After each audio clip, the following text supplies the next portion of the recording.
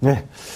아니, 이번에 문건은 발견이 된 것은 또 무슨 뭐 책상 밑에 캐비넷에서 발견이 됐다면서요? 저는 이거는 그냥 신이 주셨다고 생각합니다. 뭐가 그렇게 자꾸 나와요? 그리고 제가, 이번 문재인 정부의 청와대 들어가신 분한테, 이런 문건과 이전 정부의 어떤 자료, 그런 네. 것에 대해서 말씀을 들었는데, 정말 어처구니가 없었는데, 워낙 이 문건 파쇄에 여념이 없다 보니까, 그분이 가신 거는 이제 사진가로 사진을 찍으러 들어가신 분이에요. 네. 그러면, 거기에 이제 스틸 카메라나 동영상 카메라나 이런 여러 가지 장비들이 있습니다. 그리고 또 이 사진을 가지고 여러 가지 또 편집할 수 있는 그런 장비들이나 이런 게 있는데 장비들은 있는데 장비 목록이나 그런 게 아무것도 없는 거예요. 네. 그럼 누가 어떻게 관리를 한다? 그렇죠. 그러면 뭐냐면 여기 있는 거 그냥 청와대에 있는 거 자기가 다 집에 가져가도 아무도 알 수가 없는 거예요. 이를테면. 왜냐하면 여기에 뭐뭐가 있어야 한다라는 그런 리스트가 있어야지 그렇지 않습니까? 그래서 가서 이 사진 찍기도 바쁜데 초기에 했던 일이 그런 이제 목록을 만드는 거죠. 재산 목록이니까. 근데 이런 기본적인 목록까지 파쇄할 정도로 정말 글자가 쓰여진 모든 것들은 다 없앴다고 봐야 될 것 같은데. 근데도 그게 남아있어요. 그렇죠. 근데 지금 이제 뭐 유추하기로는 대통령 선거가 갑자기 치러지면서 빠져나가는 일정들이 워낙 앞뒤가 다르고 그래서 자기가 맡은 거, 자기 관리는 했지만 거기 안에 여러 구석구석을 다 못해서 이런 이제 자료들이 나왔나 보고 있는데 어쨌든 저는 이건 그냥 신이 주신 선물이라고 생각합니다. 아니, 가장 논리적인 기자님께서 비논리적인 이제 이유를 그러니까요. 내셨는데. 근데 비논리적인 게 아니라 그때 청와대 근무했었던 분들도 좀 힘들게 할 것 같아요. 왜 가장 하위직이나 이런 분들조차도 이렇게까지는 안 할 것 같은데. 두 가지 가설이 있어요. 전 하나가 우선 이 취임 초기부터 박근혜 정부가 조직적인 체계가 없었다. 어찌 보면 CEO인 대통령이 이런 정말 작지 않은 조직, 국가 경영을 해본 경험이 없다 보니까 그러니까 한참 보수층에서 박근혜 대통령 잘할 것이다. 첫 번째는 가족이 없으니까 청렴할 것이다. 비선이 막판에 등장해서 탄핵이 된 거고요. 두 번째 뭐냐면은 박정희, 유경수 여사 밑에서 청와대에서 성장했으니 아버지의 국가 경영, 이 통치와 어머니의 국민 사랑을 얼마나 많이 배웠겠느냐. 이게 이제 대선 때의 이미지 전략이었어요. 그런데 사실은 작은 조직 하나 경영해 본 적이 없었다라는 겁니다. 다 맡겨놨던 적은 있었겠죠. 그러다 보니까 조직 체계가 없으면요. 이게 에드가 알렌 포의 도둑 맞은 편지라는 그 단편에 나오는 건데 어디 구석구석에 있는 것들은 다 뒤져서 아까 말씀하신 목록 이런 거 다 파쇄했을지 모르겠는데 덩그러니 놓여 있는 주요 문서를 내 것이 아니면 이게 거기서 일하는 행정 직원들이 헷갈릴 수 있어요. 누군가 알아서 하겠지? 여기 이렇게 한 다발이 있는데 마음대로 쓸 수 없으니까. 그러다가 그거를 행정요원 책상에 집어넣고 대략 잠궈버리고 시간은 이제 데드라인이 다가온 거죠. 이거 후다닥 하고 이제 갔는데 황교안 권한대행이 다 기록물로 통으로 지정. 근데 이게 황 대행이 직접 다 할 일이 아니잖아요. 본인이 돌아다닐 수는 없을 테니까. 우병우 전 민정수석이 다 없애고 나갔다고 했는데 나만 돌아다니는 거 다 검열 다 찍을 수는 없으니까. 내부검사 못했을 거 아니에요. 아니, 이게 들어다닐 수 있게 체크할 수는 있잖아요. 이게 첫 번째 가설이고 두 번째는 저는 두 번째가 유력한데 그게 의인 가설, 그리고 내부 제보자 가설인데 저는 박근혜 정부에서 그 정무수석실이건 아니면은 이게 민정비서관실이건 이랬던 많은 직원 중에 다수가 적지 않은 복수의 사람들이 이건 부끄러운 행위 아닌가? 이건 문제 아닌가? 공직해본 사람들은 이게 문제라는 건 거의 다 알았을 거예요. 그 중에 나는 이걸 용기를 내서 내가 고발하거나 제보하지 못하지만 다음 정부가 청와대를 접수하면 이걸 꼭 좀 발견해 주기를 하고 묻어놓은 자료, 파쇄기에 집어넣지 않은 덩어리가 여러 덩어리가 있을 수 있겠다는 생각도 들더라고요. 그 의인가설이란 말이 있는 말이에요? 만들어낸 말이에요? 만들어낸 겁니다. 오늘 굉장히 어려운 말 많이 쓰시네요. 애를 많이 있어 보이려고 쓰시는 하는 것 겁니다. 같아요. 조 변호사님, 제가 재밌는 화면을 먼저 보여드리고 그 다음에 그 화면에 대해서 한번 얘기를 여쭤볼게요. 왜 보여드리고 한다 하냐면 이게 의인이, 그 의인 가설에 따르면 의인이 못 들고 나왔던 이유가 있어요. 그게 뭐냐면 정윤회 문건 파동이 있은 다음에 문서 보안을 굉장히 강화를 했더라고요. 박 전 대통령께서. 그래서 아무거나 다 모을 수 있게 우병우 전 민정수석이 특수 검색대를 설치했답니다. 센서에 철장까지 갖춰가지고 무슨 저런데 요새를 만들어 놓은 건데 그거를 오늘 이제 조국 민정수석이 철거하도록 지시를 했다고 하는데 그 영상을 한번 보시고 네. 조 변호사님이 네. 그 설명을 그 가치를 여쭤볼게요. 제가 예. 영상 한번 틀어주시죠.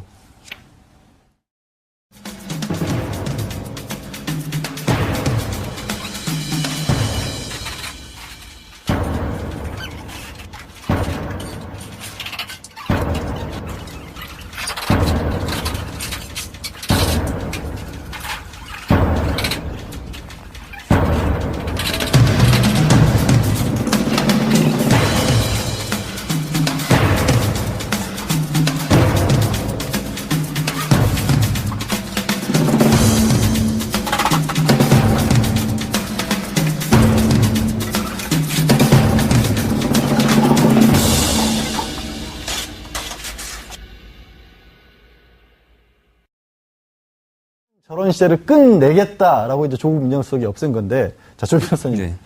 도대체 종이에 특수용지를 발라가지고 그러니까요. 종이를 들고 나가면 삐 소리가 나게 만들었다는 게 뭘 그렇게 감추고 싶었을까요? 그러니까 분명히 이제 나가면 이게 이렇게 비밀이 유출된 걸 처벌하는 것과는 별도로 사람이 입에 회자되는 것만으로도 문제가 될 사실들이 많았다라는 걸 추단할 수 있는 부분이거든요.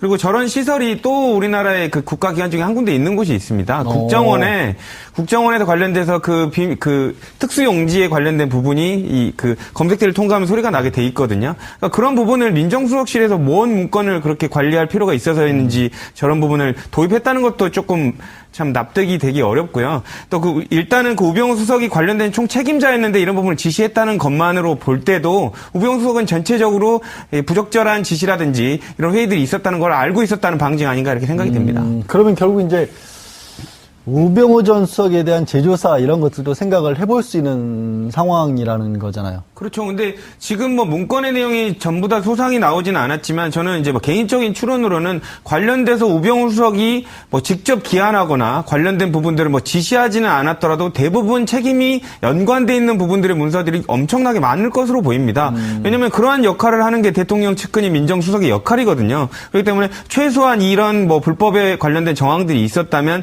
최소한 인지하고 대통령에 관련된 보고를 하는 데 있어서 대통령의 추가 지시사항이 있었으면 이 부분을 실행하는 데 조력을 했을 가능성은 꽤 있다고 보여집니다.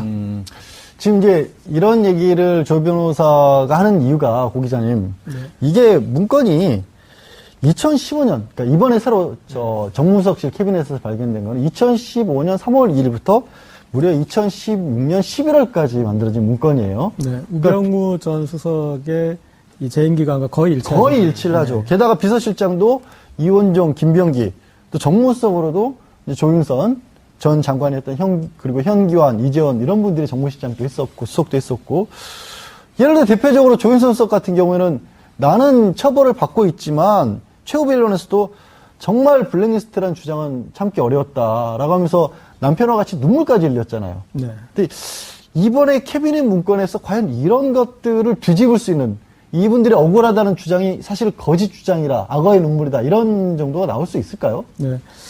지금 이제 일부 문건에 대해서 홍남기 전 국무조정실장 그리고 당시 기획비서관, 정책조정수석비서관의 기획비서관이 그 사람이 이제 회의 자료를 본인이 기록하고 정리하느라고 이렇게 있었던 자료가 일부 같이 있는 것 같다라고 지금 얘기한 상황이지 않습니까? 그러니까 제가 봤을 때는 이 회의 기록 자체는 청와대에서 쓰임새 때문에 남겨둘 필요가 있었던 것 같습니다. 물론 이제 끝에는 파쇄해야 되는 게 맞지만 당시에는 이전 회의에서는 어디까지 얘기가 됐고 이전에는 어떤 식으로 됐고 그런 것들을 누군가는 정리를 해야지 그 역할을 하는 게 제 생각엔 이 기획비서관의 역할이고 그래서 일단 마지막 회의까지 그게 필요가 했기 때문에 거기 있었던 것 같습니다. 그래서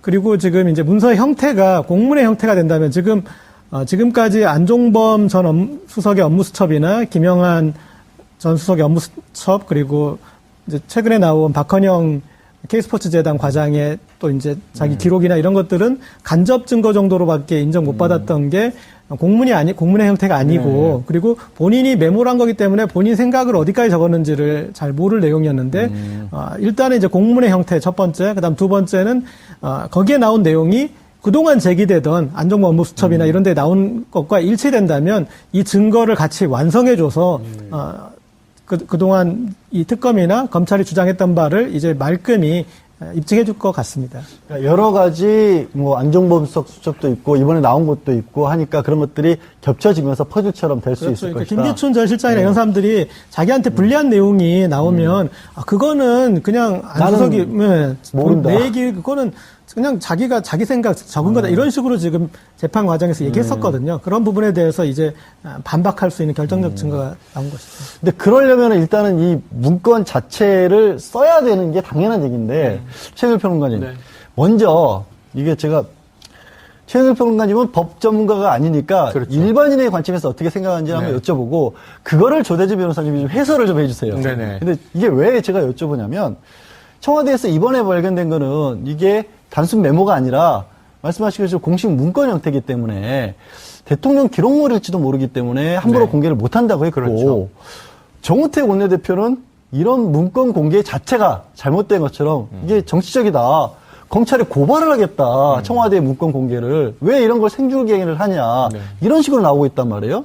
이거를 그럼 우리가 봐야 된다고 생각하세요? 못 본다고 생각하세요? 뭐 법적인 거는 조 변호사님이 설명을 해 주실 거지만 일반인의 관점에서. 일반 국민의 관점에서 저는 그냥 일반인은 아니고요. 네. 추리소설을 많이 읽어서 머리가 좋은 일반인으로 해주세요. 아니, 네. 추리소설 안 읽으신 분들도 머리 좋아요? 좀 이상한 또. 헤어스타일은 좋으세요? 네, 감사합니다. 그래서 이게 이 국민들이 알 권리가 당연히 있다. 하지만 이 절차적인 검토는 필요하다. 그래서 전 청와대가 검찰로 넘겼다. 좋습니다. 왜냐하면 이 지난 정부가 정상적인 정부였으면 법적 검토를 먼저 하는 게 옳은데 저는 검찰이 한번 이걸 스크리닝하고 이 정도는 공개해도 좋다. 이거는 좀 이제 이 대통령 지정 기록물에 준하는 것이네요. 사실 대통령이 이걸 직접 지정한 바가 없어요. 대통령이 그 자리에 없었어요, 사실은. 그리고 권한대행이 지정을 대신했어요. 이것도 법적인 논란은 있는 거예요. 하지만 해버렸으니까 그냥 기록관으로 넘어갔다 할 수 없다 치고 정이 필요하면 이게 고등법원에 영장을 받든가 국회에서 의결을 하든가 해서 열어볼 수 있는 거 아닙니까? 그런데 이거 흘리고 간 거잖아요. 그러니까 제가 보기엔 이것은 범죄의 흔적일 가능성이 매우 높으나 청와대가 공개하면 청와대가 정치적 빌미를 제공해서 정치적 공세의 대상이 됩니다. 지금 이 정도만 해도 이미 야당들은 공격을 하고 있잖아요. 그런데 저는 이번 청와대는 지난번에 불통 청와대와 다르게 친절한 청와대다. 소통 청와대다. 이 정도 브리핑도 안 했으면 언론이 때로 달려들어서 무슨 자료가 어느 정도 분량이 어떻게 나왔는데 어디로 왜 넘긴 겁니까를 집요하게 문들하고 비생산적인 시간을 더 보냈을 거예요. 이 정도 공표 딱 좋다. 제가 보기에는 과한 이야기도 아닙니다. 이런 정도 내용은 공개할 수 있지만 목록만 이렇습니다. 하지만 거기에 이제 청와대가 몇 가지 팁을 달았어요. 지난번 거보다 더 세다. 적법하지 않은 지시사항이 들어있다. 네, 그 얘기는 조금만 있다가. 예, 현 청와대라면 이렇게 하지 않았을 것, 이런 얘기들 했어요. 그 얘기는 조금만 그러니까 있다가. 그게 이제 내용은? 뭔가 청와대가 줄 수 있는 최소한의 힌트였다고 보고, 저는 검찰에서 이것을 검토해야 되는데, 예를 들면 이런 거예요. 지금 청와대가 이 쥐구 흔들었다는 표현도 야당이 썼습니다. 이거 옛날에 홍준표 대표가 쥐구 흔든 적이 있거든요. BBK 관련 문건이라든가 김경준 씨 등등에 대한 것들 본인들이 많이 과거에 했던 거예요. 근데 이번에 청와대는 쥐고 흔들진 않고 이렇게 보여주긴 했죠. 한 가지 메모를. 그런데 그 안에 삼성 아그레망 이렇게 써 있다고 치자고요. 우리가 봐도 뭔지 모르잖아요. 근데 지난번 특검에서는 안종범 수첩의 단 두 단어의 조합 삼성과 아그레망을 가지고 이 당시에 미얀마죠. 대사. 유재경 씨를 이제 기업인 출신인데 삼성 출신인데 대사로 임명한 과정을 밝혀내서 최순실과의 커넥션을 밝히는 고리로 이제 드러내지 않습니까? 그러니까 지금 문건들은 제가 보기엔 1차적으로 수사가 필요하고 관련자들을 하나씩 세부적으로 적시해서 소환 조사가 필요한 정도이다. 그럼 이게 지금 오늘 나온 게 1361개 문건. 지난번 1차로 이제 민정수석실에서 나온 게 300종, 300건. 그럼 4배가 넘는 건수예요. 이걸 조사하려면 저는 몇 년 걸릴 거라고 보는데 1차적으로는 핵심적인 내용들을 분류한 후에 여기에 대한 검찰 조사가 있고 나서 발표가 되는 절차가 옳다. 그래서 저는 이 일반 국민의 일원으로서 청와대는 매우 잘하고 있다. 적절하다. 이 정도까지 힌트를 주는 정도, 그러니까 청와대에 내 그 발견된 거에 어떤 것들이 있는 정도입니다. 라만 알려주는 거까지는 괜찮다. 네. 근데 조 변호사님, 이제 제가 여쭤본다 그랬잖아요. 네, 예. 이게 어떤 얘기까지 나오고 있냐면, 이게 뭐 일부 야권에서는 아니 이게 대통령 기록물 아니냐. 대통령 기록물이고 그 내용 중에는 뭐 지정 기록물이라서 공개가 안 되는 내용물이 들어갈 수도 있는데 그거를 뭐 기록관으로 바로 옮기지도 않고 어쨌든 청와대에서 검찰로 이렇게 줘버린 거 아니냐. 이거부터가 잘못된 거 아니냐. 그러려면은 심지어 어떤 얘기를 하냐면 전임 대통령이 이거를 보고 결재를 해야 되는 거다. 이런 얘기까지 하고 있거든요. 그러니까 구치소에 계신 분한테 문건을 다 보내서 허락을 받았어야 된다는 얘기인지 모르겠는데 그렇게 얘기를 하고 있어요. 그 대통령 기록물이라는 게 꼭 그렇게 해야 되는 거예요?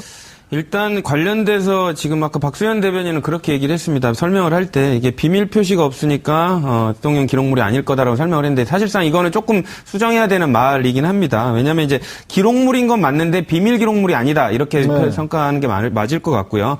근데 다만 이제 대통령 기록물이라고 하더라도 일단은 이게 공개가 원칙이기 때문에 관련돼서 비밀 기록물로 지정이 돼 있지 않으면 대통령 기록물도 공개는 할 수가 있습니다. 그러니까 그런 이게 대통령 기록물의 성격을 갖고 있다고 하더라도 이게 공개한 것만으로 당연히 이게 위법하다고 볼 수는 없을 부분 같고요. 그리고 아까 말씀 주신 대로 자유한국당이 그렇게 맹공을 퍼붓고 있지 않습니까? 이게 뭐 정치적인 목적을 가지고 있다라고 얘기를 하고 있는데 대부분의 국민은 이렇게 생각을 안 할 겁니다. 왜냐하면 이게 예를 들면 그 청와대가 관련돼서 지금 재판들을 정말로 그 영향을 미칠 그 목적으로 조작됐거나 뭐 이런 부분이면 당연히 문제가 되겠죠. 근데 그런 게 아니라 본인들이 만들었던 문건인데 그 문건이 재판에 영향을 미칠 만한 객관적 사실들이 담겨 있는 내용이거든요. 그러니까 사실상 재판이 끝난 뒤에도 관련된 중요한 증거가 발생되면 다시 재판을 한 재심 제도도 있습니다. 그런데 이게 지금 재판이 진행되는 도중에 이제 시작인데 실체적 진실을 발견을 하기 위해서 그걸 검찰에 제공한 게 위법이고 정치적인 문제가 있다. 이거 자체는 관련돼서 그 본인 그 각 당의 법률팀에서 조금 이렇게 교육을 받으시고 하는 게 낫지 않을까 생각합니다. 그러니까 각 당의 교육을 조 변호사님이 직접 한번 출장 가기 같은 거 다니시면 어때요? 저는 뭐 별로 응하고 싶지 않습니다. 그러니까 이런 얘기가 나온 게 고 기자님. 네. 맨날 우리가 문건과 관련해서 참 많은 얘기들이 나와요. 뭐 대화록 공개를 할 때 그전에는 또 사실 노무현 전 대통령께서 이거를 만들었었는데 만드신 것 때문에 또 고초도 겪기도 했었고 왜 이게 유출이 된 게 문제다 뭐 초본은 뭐 대통령 기록물이다 아니다 뭐 얘기가 많은데 이게 정치적으로 이렇게 매번 이용되면 이걸 좀 바꿔야 된다 이런 주장들이 나올 법할 것 같은데. 네. 일단은 노무현 전 대통령이 대통령 기록물법을 이렇게 강력하게 추진하고 그런 것들은 그 취지는 숨기는 게 목적이 아니라 남기고 공개하는 거.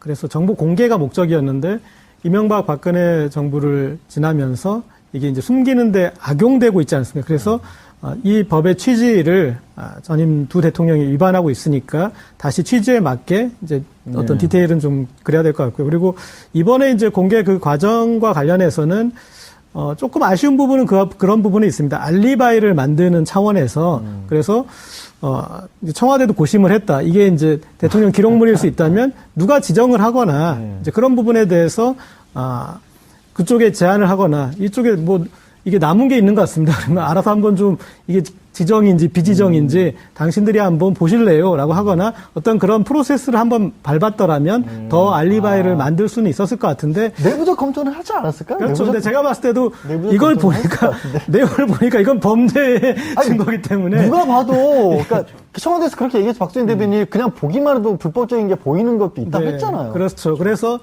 그게 이제 검찰을 갖고 만약에 지금 자유한국당이 그런 이제 이의제기를 했으니까 또 법적 절차를 밟아가면 거기에 대해서 그러면 그들이 이것을 누가 이 기록물로 기록물로 지정해야 되는 그 의무가 발생하는지도 한번 우리가 알아볼 수 있고 그리고 그런 법원에 제기를 하면 법원이 이거는 기록물로 지정할 권한이 전임 정부에 있겠다라고 법원이 지정을 해주면 그들이 가서 하는 또 과정을 밟아갈 수 있겠죠. 물론 그동안 검찰은 다 증거를 봤겠지만 네, 어쨌든.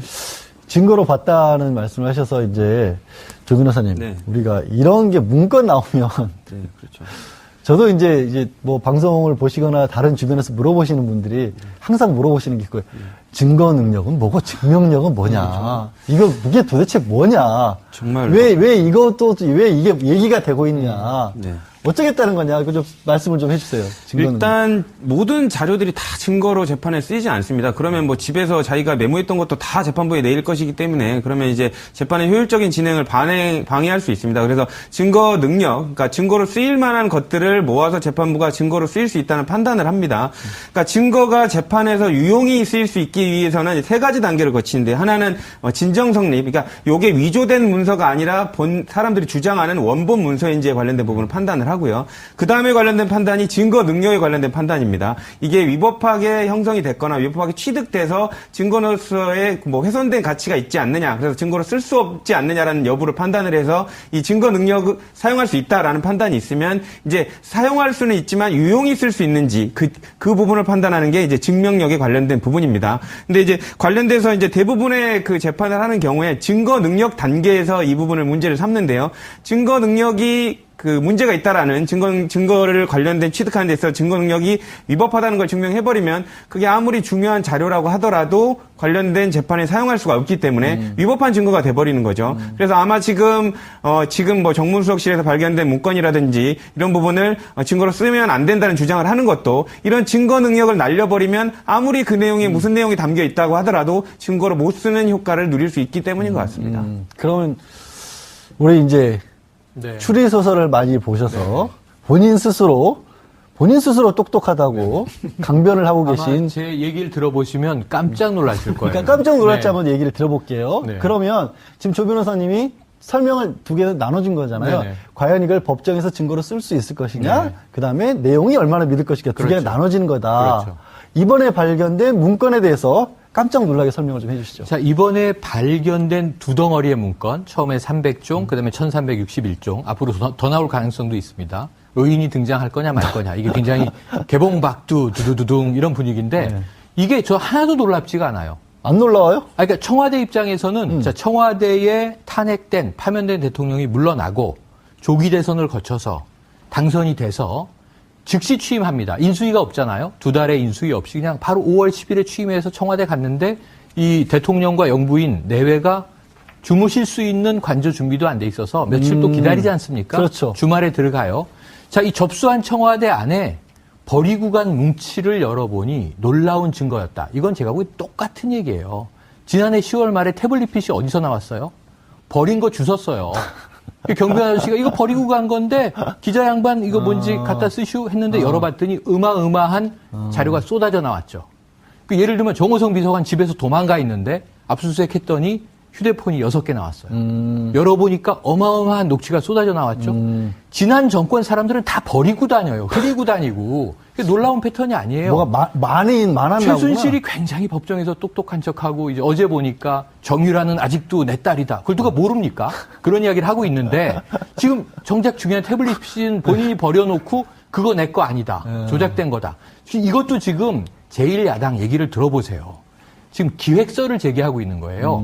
사실은 전임 정부에서 놓고 갔을 가능성이 99.9%인데 이것을 어쨌든 국민들이 직접 본 건 아니지 않습니까? 발표를 들은 거지 않습니까? 그러니까 0.0001%의 가능성이 기대서 이거 기획된 것 같다, 수상하다. 심지어 제가 들은 것은요, 이제 좀 보수적인 이 야권 인사가 자, 왜 하필 지금 송중기와 송혜교는 결혼해야 하는가?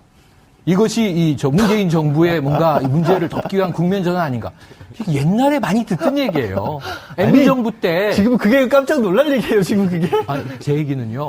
태블릿 PC에 버린 증거가 놀라운, 지금 아까 얘기한 증거 능력과 증거력을 가진 있다면 스모킹건으로 등장한 것과 똑같은 양상이 이 문건도 그동안 이 밀폐돼 있었던 청와대 내에서 발견된 것이 무엇이 왜 그리 놀라운가?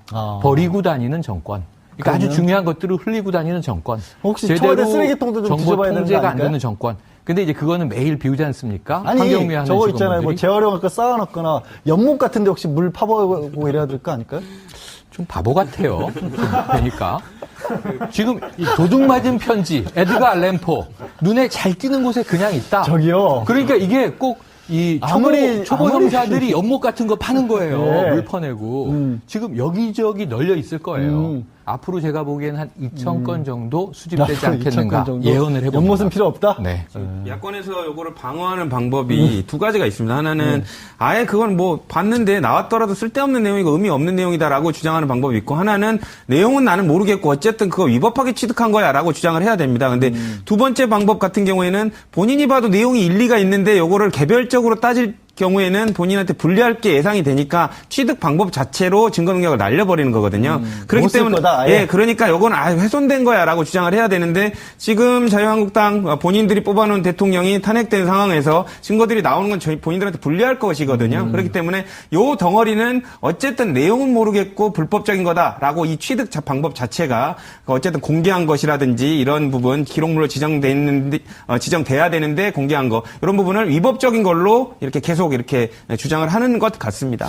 근데 그러려면 고 기자님, 이게 위법적인 걸로 주장을 하고 싶다고 하는데, 지금 홍남기 국무조정 실장이 내가 기획비서관 할 때 다 내가 쓴 거다 이렇게 말을 해버렸잖아요. 그렇죠. 예. 그거를 어떻게 이제 그 상황을 좀 설명해 주세요. 그때 지금 이제 1361건 중에서 200건 넘게는 그런 문건이라는 거 아니에요? 네.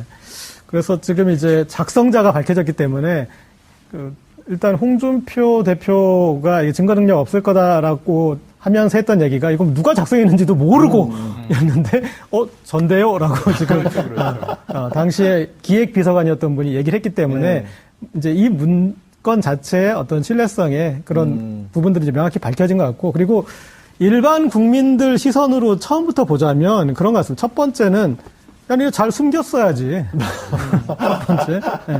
그다음 두 번째는 상식적으로 봐서 그럼 그렇게 중요한 거였으면은 관리를 해서 지정이든 비지정이든 하고 가는 거, 이건 그냥 유실물인 거고, 유실물. 그래서 남은 것들을 버려야 되는 것 중에, 그러니까 남기고 간 것, 그런 버려야 되는 것 중에 봤더니 불법의 증거가 돼서 그냥 그렇게밖에 일반 국민들은 안 봐주실 것 같아요. 그리고 지금 야당이 가장 불리한 점은 제가 봤을 때 내용을 모른다라는 것. 그렇죠. 그게 가장 큰 이 단점인 것 같아요. 그래서 이제 앞으로 남은 내용은 내용이 밝혀지는 내용밖에 그 과정밖에 없는 거거든요. 그러면 지금 이 과정, 지금은 야당 그나마 입구에이니까 이건 불법적인 어떤 증거기 때문에 증거 능력이 없어 이런 얘기를 할 수 있지. 거기서 이제 내용 하나하나들이 밝혀지면 이제는 쟁점들이지 않았습니까? 그 쟁점에 그동안 점으로 이어졌던 것을 선으로 이어버리는 거기 때문에 제가 봤을 때 이 지금 내용들은 어떤 우리가 역사로 보면 사초 정도의 그래서 그 정도의 기능을 하는 그런 문건들일 텐데 그게 선으로 연결되고 그리고 그동안에 메모로 있던 그런 내용들이 어떤 정리된 문장으로 있고 그러면 거기서부터는 이제 또 게임이 완전 좀 달라지지 않을까 싶습니다. 국면 전환이 이루어질 것이다. 이걸 통해서 어차피 다행히 그나마 이거 아직까지는 뭐 지금 홍남기 시장이 얘기한 거 말고는 다른 건 모르지만 나머지도 비슷한 게 들어있을 가능성이 훨씬 많다는 거 아니에요? 궁금하잖아요. 그렇죠. 그리고 모두 다 당사자들이 있는 건들입니다. 블랙리스트 당사자들이 있고 세월호 당사자들이 있고 거기에 한자 한자에 그분들은 목숨을 뭐 좀 그런 표현이 그렇지만 정말 그 중요한 공식 문건에 도대체 어떻게 돼 있는지. 사실은 그러면 야권에서는 공개하지 말라고 할 게 아니라 빨리 공개를 해서 우리도 좀 알게 해달라고 주장해야 되는 그런 상황이 아닌가 싶기도 한데. 차라리 우리가 그런 얘기 하지 않습니까? 되도록이 매도 그냥 한 번에. 그러니까. 한 번에 맞는 게 낫지. 왜냐면 지금 여기 세월호 건, 블랙리스트 건, 뭐 삼성 건, 이게 다 분리되어 있기 때문에 그동안의 전선들을 만들어 놓은 것들이 있는데 다 흩어지거든요. 네. 당장 우리가 국민의당 제보조작건 같은 경우도 국민의당의 방어선은 이은희 씨 개인 일탈이었어요. 그런데 이준서로 연결돼 버리니까 당이 그 다음에는 할 수 있는 게 없어졌어요. 마찬가지로 지금 이제 문건의 내용들이 하나하나 나오면 이 방어선과 전선은 완전 달라질 것 같습니다. 네, 자발적 똑똑이 최영일 평론가님. 네네네. 예. 그런 또 또 이상한 똑똑한지 수식어를, 네. 한번 테스트를 그러니까 해볼게요. 저는- 잠깐만요. 문제 안 나왔어요. 문제? 예. 고 기자님이 지금 뭐라고 하셨냐면 매도 한 번에 맞는 게 좋다라고 네네네, 했는데 그랬죠. 지금 매를 때릴 당사자로 이제 검찰 특수 일부가 배당이 됐습니다. 그렇습니다. 그러니까 검찰 특수 일부에 배당한 의미 같은 것들을 좀 찾아볼 수가 있을까요, 혹시? 지금 일반적으로 형사나 특수 혹은 뭐 기획은 큰 의미가 없고 혹은 이제 이런 쪽에서 특수 일부가 그동안 주요 이 정권 관련 사건들을 늘 맡아오던 곳입니다. 그래서 배당은 당연히 되었는데 지금 문제는 이 다뤄야 할 사건의 범위가 너무나 넓다는 거죠. 아까 말씀하신 것 외에도 위안부 합의 문제도 있고요. 국정 역사교과서 문제도 있고요. 그러니까 이게 정무수석실에서 발견된 통이기는 하지만 지금 행정요원의 이 책상 및 서랍 캐비넷에서 나온 거라는 건데요. 문제는 이거는 교문위도 연결돼 있고 외교도 연결돼 있고 굉장히 다양해요. 이 중에서 홍남기 국무조정실장이 내가 기획비서관 시절에 작성한 것 맞다. 이 중에 일부입니다. 그러면 전부 굉장히 모든 수석실이 연결돼 있고 정무수석실로 이게 모인 것인지 아니면 파쇄하려고 대기하던 문서가 여기 집약돼 있다가 파쇄가 안 되고 들어갔다가 나온 것인지 이건 좀 면밀히 조사가 필요한데 제가 이 중에서 하나만 한 번에 맞을 수 있는 매가 아니에요. 이게 제가 몇 년 동안 분석이 될 거예요. 너무 가혹한데? 특수일부가 수사하려고 해도 이걸 한 큐에 끝낼 수가 없어요. 여기 이 안에 제가 제일 흥미롭게 보는 건 방송 관련 지침들이 있습니다.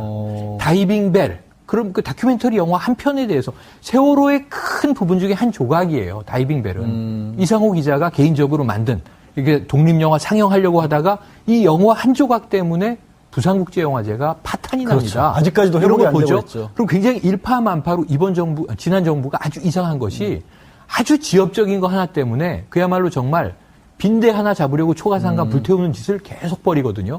그 중에 하나가 제가 방송인데 예를 들어볼게요. 예를 들면 자 고재열 기자 이렇게 이름이 써 있고 진보 매체에 침투한 우리 측 언더커버.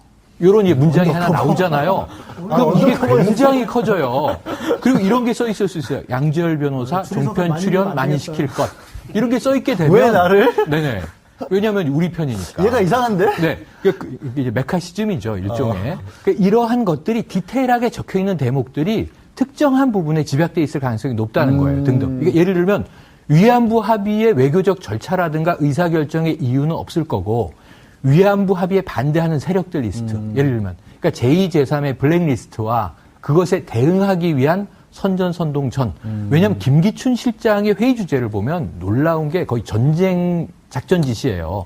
전사. 그렇죠. 뭐 이런 얘기들이 계속 나온단 말이에요. 이념 전쟁 이런 얘기 많이 나오거든요. 그래서 이런 회괴하고 이상한 전 근대적인 전유물이 키워드가 막 튀어나올 텐데 이 안에서 정말 편향적 사고를 했던 정권 수뇌부의 심리를 분석해내고 여기서 위법한 행위들을 발라내서 그 관련 증거들을 인적으로 물적으로 재구성하는 작업은 참으로 오래 걸릴 일이다. 이렇게 보기 때문에 특수 일부는요. 이 일만 전담하게 해줘야 되고 인력을 좀 많이 보강해 줄 필요가 있습니다. 오래 때릴 것 같은데 네. 자 그나마 얘기했던 그 김기춘 비서실장은 그래도 구치소에서 재판을 받고 있는데 조 변호사님 네. 이 국정농단과 관련된 얘기에 있어 이 사람의 이름이 빠진 적이 없는데 그렇죠. 이 사람은 아직까지 뭔가 제대로 매를 맞아본 적이 없는 것 같아요. 이 최근 평론가의 표현을 빌자면 네. 우병우 전 수석, 민정수석은 어떻게 될 것 같습니까? 이번에. 지금 나온 문건들로 하이라이트를 장식하지 않을까라는 생각이 드는데요. 왜냐면 아까 말씀드린 대로 무더기로 나온 부분, 무더기로 문건이 많이 나왔는데 그 관련된 부분은 대부분 중요한 사람들, 결재권자나 그 결재권자의 판단을 돕는 사람의 책임으로 귀결될 가능성이 높습니다. 박근혜 대통령에 관련된 부분은 뭐 관련된 재판을 받고 있기 때문에 그런 부분 차치하고라도 우병우 수석에 관련된 부분이 실질적으로 뭐 구체적으로 그 대통령의 지시를 받아서 실행하고 구체적인 지시에 관련된 이행 방법을 모색한 부분이 아마 문건에 나와 있을 가능성이 높고요. 그렇기 때문에 그런 문건들이 사실상 위조만 되지 않고 진정 성립이 인정이 된다면 그런 부분들이 우병우 수석에게는 아주 불리한 그 증거로 작용될 가능성이 높다고 보여집니다. 결국에는 우 전 수석 같은 경우에도 정말 이번에만큼은 빠져나갈 수 없을지 모른다라는 조심스러운 느낌인데 고 기자님도 그렇게 생각해서 짧게 한마디 우병우에 관해서는 어떻게 생각하세요? 우병우요? 저는 그동안 이제 박근혜 최순실 국정농단의 그 범죄가 어떻게 기획되고 어떻게 실행 단계는 지금 많이 밝혀졌는데 기획 단계가 밝혀지지 않았습니까? 네. 그런데 기획 단계가 이제 잘 밝혀질 것 같습니다. 아, 여기 나오는 이분에 의한 기획 단계가 밝혀졌겠다. 우리 똑똑이 최영일 평론가도 짧게 우병우가 어떻게 될 것인가? 우병우 전 수석은 이제 헤어날 수 없는 수렁에 빠져들었다. 이번 문건이 이제 터져 나오면서 플러스 전 우병우에서 끝나지 않습니다. 시야를 좀 크게 가지시면 일전에 MB 시절 2011년에 그 SNS 선거 영향력 진단 및 고려사항 국정원에서 만들어서 김효재 정무수석이 보고했던 거 행정관이 715개 문건 들고 나왔거든요. MB 정부 말에 이거하고 어제 JTBC 보도까지 엮어서 이번 문서를 다 보시면 황교안 권한대행 초기 법무부 장관 피해가기 어려워 보입니다. 우병우와 묶음이죠. 마지막에 본인이 실제로 똑똑할 수도 있다라는 약간의 증거 힌트를 주면서 어떻게 될지는 두고 보겠습니다. 다음 주에 계속. 예, 다음 주에 계속. 네. 하지는 않았더라도 대부분 책임이 연관돼 있는 부분들의 문서들이 엄청나게 많을 것으로 보입니다. 왜냐하면 그러한 역할을 하는 게 대통령 측근인 민정수석의 역할이거든요. 그렇기 때문에 최소한 이런 뭐 불법에 관련된 정황들이 있었다면 최소한 인지하고 대통령에 관련된 보고를 하는 데 있어서 대통령이 추가 지시사항이 있었으면 이 부분을 실행하는 데 조력을 했을 가능성은 꽤 있다고 보여집니다. 지금 이제 이런 얘기를 조 변호사가 하는 이유가, 고 기자님, 이게 문건이 2015년, 그러니까 이번에 새로 정무수석실 캐비넷에서 발견된 거는 2015년 3월 2일부터 무려 2016년 11월까지 만들어진 문건이에요. 네, 우병우 전 수석의 이 재임 기간과 거의 일치하죠. 거의 일치를 하죠. 게다가 비서실장도 이원종, 김병기, 또 정무수석으로도 이제 조윤선 전 장관이 했던 그리고 현기환, 이재원 이런 분들이 정무실장도 했었고 수석도 했었고, 예를 들어 대표적으로 조윤선 수석 같은 경우에는 나는 처벌을 받고 있지만 최후변론에서도 정말 블랙리스트라는 주장은 참기 어려웠다라고 하면서 남편과 같이 눈물까지 흘렸잖아요. 네. 근데 이번에 캐비넷 문건에서 과연 이런 것들을 뒤집을 수 있는, 이분들이 억울하다는 주장이 사실 거짓 주장이라 악어의 눈물이다 이런 정도가 나올 수 있을까요? 네. 지금 이제 일부 문건에 대해서 홍남기 전 국무조정실장 그리고 당시 기획비서관, 정책조정수석비서관의 기획비서관이 그 사람이 이제 회의 자료를 본인이 기록하고 정리하느라고 이렇게 있었던 자료가 일부 같이 있는 것 같다라고 지금 얘기한 상황이지 않습니까? 그러니까 제가 봤을 때는 이 회의 기록 자체는 청와대에서 쓰임새 때문에 남겨둘 필요가 있었던 것 같습니다. 물론 이제 끝에는 파쇄해야 되는 게 맞지만 당시에는 이전 회의에서는 어디까지 얘기가 됐고 이전에는 어떤 식으로 됐고 그런 것들을 누군가는 정리를 해야지 그 역할을 하는 게 제 생각엔 이 기획비서관의 역할이고 그래서 일단 마지막 회의까지 그게 필요가 했기 때문에 거기 있었던 건 같습니다. 그래서 그리고 지금 이제 문서의 형태가 공문의 형태가 된다면 지금까지 안종범 전 수석의 업무수첩이나 김영한 전 수석의 업무수첩 그리고 이제 최근에 나온 박헌영 K스포츠재단 과장의 또 이제 자기 기록이나 이런 것들은 간접 증거 정도로밖에 인정 못 받았던 게 공문의 형태가 아니고 그리고 본인이 메모를 한 거기 때문에 본인 생각을 어디까지 적었는지를 잘 모를 내용이었는데 일단은 이제 공문의 형태 첫 번째, 그다음 두 번째는 거기에 나온 내용이 그동안 제기되던 안종범 업무수첩이나 이런 데 나온 것과 일치된다면 이 증거를 같이 완성해줘서 그동안 이 특검이나 검찰이 주장했던 바를 이제 말끔히 입증해 줄 것 같습니다. 여러 가지 뭐 안종범 수석 수첩도 있고 이번에 나온 것도 있고 하니까 그런 것들이 겹쳐지면서 퍼즐처럼 될 수 그렇죠. 있을 그러니까 것이다. 김기춘 전 실장이나 이런 사람들이 자기한테 불리한 내용이 나오면 그거는 그냥 안 수석이 모른다. 내 얘기 그거는 그냥 자기가 자기 생각 적은 거다 이런 식으로 지금 재판 과정에서 얘기했었거든요. 그런 부분에 대해서 이제 반박할 수 있는 결정적 증거가 나온 것이죠. 근데 그러려면 일단은 이 문건 자체를 써야 되는 게 당연한 얘기인데 최영일 평론가님 먼저 이게 제가 최영일 평론가님은 법 전문가가 아니니까 그렇죠. 일반인의 관점에서 어떻게 생각하는지 한번 여쭤보고 그거를 조대주 변호사님이 좀 해설을 좀 해주세요. 네네. 근데 이게 왜 제가 여쭤보냐면 청와대에서 이번에 발견된 거는 이게 단순 메모가 아니라 말씀하신 것처럼 공식 문건 형태이기 때문에 대통령 기록물일지도 모르기 때문에 함부로 공개를 못한다고 했고 그렇죠. 정우택 원내대표는 이런 문건 공개 자체가 잘못된 것처럼 이게 정치적이다. 검찰에 고발을 하겠다. 청와대의 문건 공개를. 왜 이런 걸 생중계를 하냐. 이런 식으로 나오고 있단 말이에요. 이거를 그럼 우리가 봐야 된다고 생각하세요? 못 본다고 생각하세요? 뭐 법적인 거는 조 변호사님이 설명을 해주실 거지만 일반인의 관점에서. 일반 국민의 관점에서 저는 그냥 일반인은 아니고요. 네. 추리소설을 많이 읽어서 머리가 좋은 일반인으로 해주세요. 아니, 네. 추리소설 안 읽으신 분들도 머리 좋아요? 좀 이상한 또. 헤어스타일은 좋으세요? 네, 감사합니다. 그래서 이게 이 국민들이 알 권리가 당연히 있다. 하지만 이 절차적인 검토는 필요하다. 그래서 전 청와대가 검찰로 넘겼다. 좋습니다. 왜냐하면 이 지난 정부가 정상적인 정부였으면 법적 검토를 먼저 하는 게 옳은데 저는 검찰이 한번 이걸 스크리닝하고 이 정도는 공개해도 좋다. 이거는 좀 이제 이 대통령 지정 기록물에 준하는 것이네요. 사실 대통령이 이걸 직접 지정한 바가 없어요. 대통령이 그 자리에 없었어요, 사실은. 그리고 권한대행이 지정을 등장해서 탄핵이 된 거고요. 두 번째 뭐냐면은 박정희, 유경수 여사 밑에서 청와대에서 성장했으니 아버지의 국가 경영, 이 통치와 어머니의 그 뭐 국민 사랑을 얼마나 많이 배웠겠느냐. 이게 이제 대선 때의 이미지 전략이었어요. 그런데 사실은 작은 조직 하나 경영해 본 적이 없었다라는 겁니다. 다 맡겨놨던 적은 있었겠죠. 그러다 보니까 조직 체계가 없으면요. 이게 에드가 알렌 포의 도둑 맞은 편지라는 그 단편에 나오는 건데 어디 구석구석에 있는 것들은 다 뒤져서 아까 말씀하신 목록 이런 거 다 파쇄했을지 모르겠는데 덩그러니 놓여 있는 주요 문서를 내 것이 아니면 이게 거기서 일하는 행정 직원들이 헷갈릴 수 있어요. 누군가 알아서 하겠지? 여기 이렇게 한 다발이 있는데 마음대로 쓸 수 없으니까. 그러다가 그거를 행정요원 책상에 집어넣고 대략 잠궈버리고 시간은 이제 데드라인이 다가온 거죠.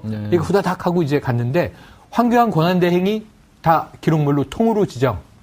근데 이게 황 대행이 직접 다 할 일이 아니잖아요. 뭐 본인이 돌아다닐 수는 없을 테니까. 뭐 우병우 전 민정수석이 다 없애고 나갔다고 했는데 나만 돌아다니는 거 다 검열 다 찍을 수는 없으니까. 내부검사 못했을 거 아니에요. 아니, 이게 들어다닐 수 있게 체크할 수는 있잖아요. 이게 첫 번째 가설이고 두 번째는 저는 두 번째가 유력한데 그게 의인 가설 그리고 내부 제보자 가설인데 저는 박근혜 정부에서 그 정무수석실이건 아니면은 이게 민정비서관실이건 이랬던 많은 직원 중에 다수가 적지 않은 복수의 사람들이 이건 부끄러운 행위 아닌가? 이건 문제 아닌가? 공직해본 사람들은 이게 문제라는 건 거의 다 알았을 거예요. 그 중에 나는 이걸 용기를 내서 내가 고발하거나 제보하지 못하지만 다음 정부가 청와대를 접수하면 이걸 꼭 좀 발견해 주기를 하고 묻어놓은 자료, 파쇄기에 집어넣지 않은 덩어리가 여러 덩어리가 있을 수 있겠다는 생각도 들더라고요. 그 의인가설이란 말이 있는 말이에요? 만들어낸 말이에요? 만들어낸 겁니다. 오늘 굉장히 어려운 말 많이 쓰시네요. 애를 많이 있어 보이려고 쓰시는 하는 것 겁니다. 같아요. 근데 조 변호사님, 제가 재밌는 화면을 먼저 보여드리고 그 다음에 그 화면에 대해서 한번 얘기를 여쭤볼게요. 왜 보여드리고 한다 하냐면 이게 의인이 그 의인 가설에 따르면 의인이 못 들고 나왔던 이유가 있어요. 그게 뭐냐면 정윤의 문건 파동이 있은 다음에 문서 보안을 굉장히 강화를 했더라고요. 박전. 네. 아니 이번에 문건은 발견이 된 것은 또 무슨 뭐 책상 밑에 캐비넷에서 발견이 됐다면서요? 저는 이거는 그냥 신이 주셨다고 생각합니다. 뭐가 그렇게 자꾸 나와요? 그리고 제가, 이번 문재인 정부의 청와대 들어가신 분한테, 이런 문건과 이전 정부의 어떤 자료, 그런 것에 대해서 말씀을 드렸는데, 정말 어처구니가 없었는데, 워낙 이 문건 파쇄에 여념이 없다 보니까 그분이 가신 거는 이제 사진가로 사진을 찍으러 들어가신 분이에요. 그러면 거기에 이제 스틸 카메라나 동영상 카메라나 이런 여러 가지 장비들이 있습니다. 그리고 또 이 사진을 가지고 여러 가지 또 편집할 수 있는 그런 장비들이나 이런 게 있는데 장비들은 있는데 장비 목록이나 그런 게 아무것도 없는 거예요. 그럼 누가 어떻게 관리를 한다? 그렇죠. 그러면 뭐냐면 여기 있는 거 그냥 청와대에 있는 거 자기가 다 집에 가져가도 아무도 알 수가 없는 거예요. 이를테면. 왜냐하면 여기에 뭐가 있어야 한다라는 그런 리스트가 있어야지 그렇지 않습니까? 그래서 가서 이 사진 찍기도 바쁜데 초기에 했던 일이 그런 이제 목록을 만드는 거죠. 재산 목록이니까. 근데 이런 기본적인 목록까지 파쇄할 정도로 정말 글자가 쓰여진 모든 것들은 다 없앴다고 봐야 될 것 같은데. 근데도 그게 남아있어요. 그렇죠. 근데 지금 이제 뭐 유추하기로는, 대통령 선거가 갑자기 치러지면서, 빠져나가는 일정들이 워낙 앞뒤가 다르고, 그래서 자기가 맡은 거, 관리는 했지만, 거기 안에 여러 구석구석을 다 못해서, 이런 이제 자료들이 나왔나 보고 있는데, 어쨌든 저는 이건 그냥 신이 주신 선물이라고 생각합니다. 아니, 가장 논리적인 기자님께서 비논리적인 이제 이유를 그러니까요. 내셨는데. 근데 비논리적인 게 아니라 그때 청와대 근무했었던 분들도 좀 힘들 것 같아요. 왜 가장 하위직이나 이런 분들조차도 이렇게까지는 안 할 것 같은데. 두 가지 가설이 있어요. 전 하나가 우선 이 취임 초기부터 박근혜 정부가 조직적인 체계가 없었다. 어찌 보면 CEO인 대통령이 이런 정말 작지 않은 조직, 국가 경영을 해본 경험이 없다 보니까 그러니까 한참 보수층에서 박근혜 대통령 잘할 것이다. 첫 번째는 가족이 없으니까 청렴할 것이다. 비선이 막판 대통령에서 그래서 아무거나 다 모을 수 있게 우병우 전 민정수석이 특수 검색대를 설치했답니다. 센서에 철장까지 갖춰가지고 무슨 저런데 요새를 만들어 놓은 건데 그거를 오늘 이제 조국 민정수석이 철거하도록 지시를 했다고 하는데 그 영상을 한번 보시고 조 변호사님이 그 설명을 그 가치를 여쭤볼게요. 제가 영상 한번 틀어주시죠.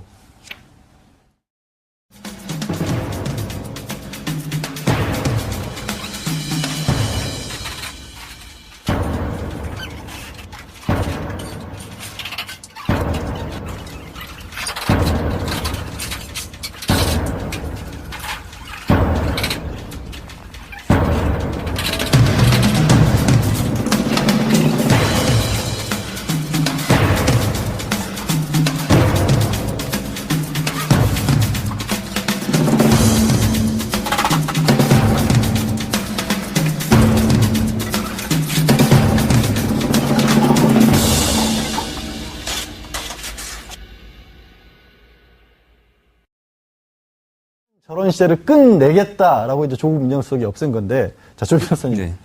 도대체 종이에 특수용지를 발라가지고 종이를 들고 나가면 삐 소리가 나게 만들었다는 게 뭘 그렇게 감추고 싶었을까요? 그러니까 분명히 이제 나가면 이게 비밀이 유출된 걸 처벌하는 것과는 별도로 사람 입에 회자되는 것만으로도 문제가 될 사실들이 많았다라는 걸 추단할 수 있는 부분이거든요. 그리고 저런 시설이 또 우리나라의 그 국가기관 중에 한 군데 있는 곳이 있습니다.